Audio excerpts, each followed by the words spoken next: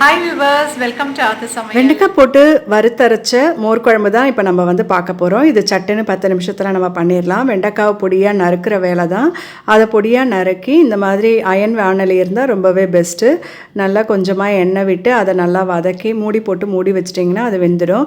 1 teaspoon பருப்பு, 1 teaspoon தனியா, அதுக்கப்புறம் காரத்துக்கு 2 வரமிளகாய் எடுத்திருக்கேன். இது வறுத்தரைச்ச மோர் குழம்புன்றதுனால இந்த 3 பொருள் நான் எடுத்திருக்கேன். இதில் 2 வெந்தயம் நீங்கள் போட்டுன்றலாம். அதையும் போட்டு நல்லா நீங்கள் பொன்னிறமாக வறுத்து எடுத்து அதை ஒரு மிக்ஸி ஜாரில் நீங்கள் ட்ரான்ஸ்ஃபர் பண்ணிக்கோங்க. இப்போது அது கூட நான் என்ன சேர்க்குறேன்றதை பாருங்கள். ஒரு பச்சை மிளகாய் சேர்க்குறேன். அதுக்கப்புறம் 1 டீஸ்பூன் ஜீரகம் சேர்க்குறேன். அப்புறம் தேவையான அளவு தேங்காய் சேர்க்குறேன். நீங்கள் எவ்வளோ குவான்டிட்டி குழம்பு வைக்கிறீங்களோ அதுக்கு தகுந்த மாதிரி எடுத்துக்கோங்க. இஞ்சி வந்து 1 துண்டு நான் சேர்க்குறேன். இதெல்லாம் போட்டு நல்லா மையாக அரைக்கணும். நீங்கள் மையாக அரைச்சிங்கன்னா தான் நல்லா டேஸ்ட்டு கொடுக்கும் உங்களுக்கு.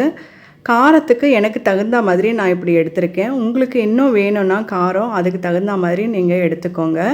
நல்லா தண்ணி விட்டு இந்த அரைச்ச விழுதை நல்லா எவ்வளோ கலக்கி விட்டுக்கணுமோ அந்த மாதிரி கலக்கி விட்டுக்கோங்க.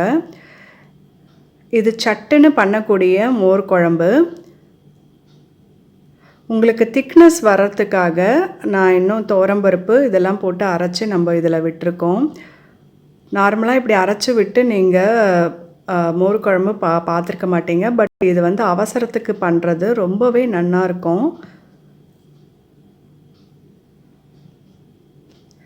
இப்போ பாருங்கள் நல்லா அது நல்லா வதங்கிடுது. இப்போது தேவையான அளவு தயிர் எடுத்துக்கலாம். தயிர் எடுத்து நீங்கள் ரிவர்ஸில் வந்து நீங்கள் கொஞ்சமாக அடித்து நீங்கள் அதையும் நீங்கள் வந்து விட்டுடலாம். அது நுர தட்டி தளச்சி வரும்போது நீங்கள் வந்து ஆஃப் பண்ணிடலாம்.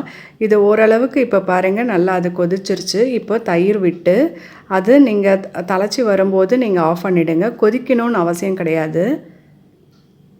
இப்போ மஞ்சத்தூள் நான் எண்டில் தான் உப்பு போடுவேன். நீங்கள் இந்த ஸ்டேஜில் நீங்கள் உப்பு போட்டுன்றலாம்.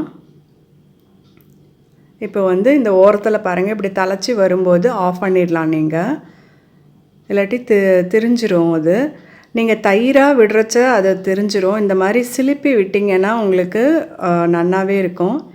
இப்போ பாருங்கள் இது வெண்டைக்காய்லாம் இப்போ ரெடி ஆகிடுது. அதை எடுத்து நான் இதில் சேர்த்துன்றேன். அப்படி காய் இல்லை அப்படின்னா இது சுண்டக்காய் வத்தல் இருக்குது இல்லையா, அதை கூட வந்து தாளித்து இதில் சேர்ப்பாங்க. இந்த மாதிரி நீங்கள் செஞ்சுருக்க மாட்டீங்க. இந்த மாதிரி வித்தியாசமாக ஆற்றுல செய்கிறது தான் நான் உங்களுக்கு போடுறேன். அப்புறம் தேங்காய் எண்ணெயில் கடுகு, ஜீரகம், கருவேப்பிலை போட்டு தாளித்து விட்டுடலாம். ஒரு சிலர் வந்து பெருங்காயம் சேர்ப்பாங்க, ஒரு சிலர் சேர்த்துக்க மாட்டாங்க. இப்போ பாருங்கள் மோர் குழம்பு ரெடி ஆகிடுச்சு. இதே மாதிரி பண்ணி பார்த்துட்டு உங்கள் ரிவ்யூஸ் அண்ட் கமெண்ட்ஸ் போடுங்க, லைக்ஸ் போடுங்க. தேங்க்யூ.